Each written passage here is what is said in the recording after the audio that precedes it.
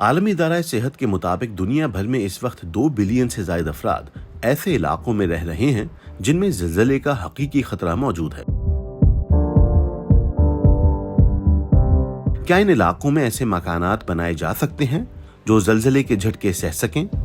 ایک اہم اصول کی پاسداری ضروری ہے۔ جن علاقوں میں زلزلے کا زیادہ خطرہ ہے وہاں تعمیر کی جانے والی عمارات کی لمبائی ان کی چوڑائی سے حد 3 گنا زیادہ ہونی چاہیے۔ چوڑائی کے مقابلے میں عمارات کی اونچائی 4 گنا سے زیادہ بالکل نہیں ہونی چاہیے۔ زلزلے میں محفوظ رہنے والی عمارات کی تعمیر میں چلی اور جاپان سب سے آگے ہیں۔ تعمیری مواد: لکڑی سے تعمیر کردہ مکانات زلزلے کی زد میں رہنے والے علاقوں میں زیادہ محفوظ ثابت ہوتے ہیں۔ اس کے علاوہ بانس بھی اچھا ثابت ہوتا ہے۔ لکڑیاں عام طور پر سستی اور بآسانی دستیاب ہوتی ہے۔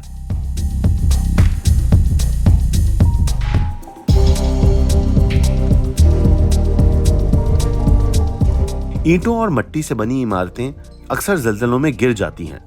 اینٹیں بھاری بھی ہوتی ہیں اور زلزلے میں لوگوں کو کچل سکتی ہیں۔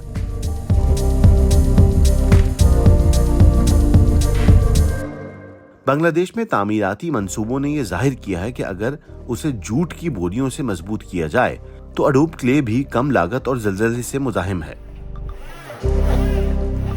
مصنوعی ذہانت کی یہ ایجاد کنکریٹ کی عمارتوں کو تاش کے پتوں سے بنے گھروندوں کی طرح گرنے سے بچانے میں مددگار ثابت ہو سکتی ہیں۔ جیسے یہاں ترکی میں ایک الگورتھم زلزلے کی طاقت کا حساب لگانے کے لیے عمارت پر سینسر کا استعمال کرتا ہے اور پھر چھت پر وزن کے ساتھ اس کا مقابلہ کرتا ہے۔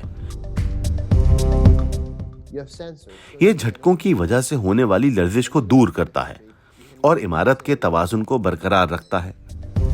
نقصان کو کم کرنے اور اسے گرنے سے روکنے کے لیے یہ کئی سو ٹن وزنی پینڈولم کی طرح ہے جو پہلے ہی فلک بوس عمارتوں میں استعمال ہوتے ہیں۔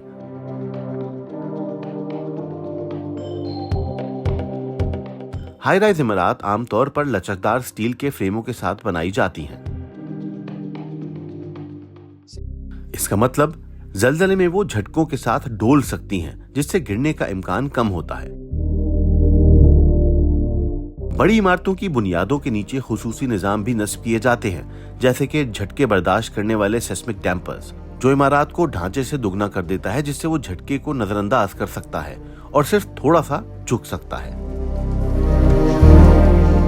عوام اور حکومتیں اکثر زلزلہ مزاحم تعمیرات کی لاگت سے کتراتے ہیں، لیکن اس کے بغیر جب زلزلہ آتا ہے تو غیر مستحکم عمارتوں سے ہونے والا نقصان کئی گنا زیادہ ہوتا ہے۔